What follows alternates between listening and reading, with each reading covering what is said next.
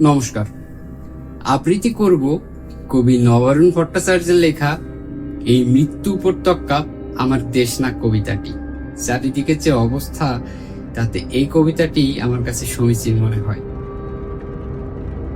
যে পিতা সন্তানের লাশ শনাক্ত করতে ভয় পায়, আমি তাকে ঘৃণা করি।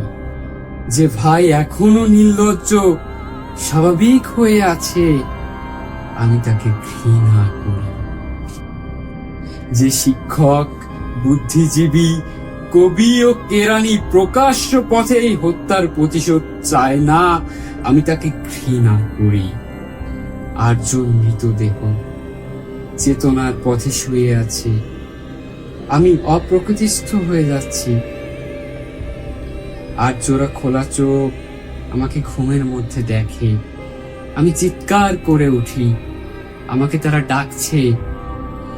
অবেলায় উদ্যানে সকল সময় আমি উন্মাদ হয়ে যাব, আত্মহত্যা করব, যা ইচ্ছা চাই তাই করব। ধন্যবাদ।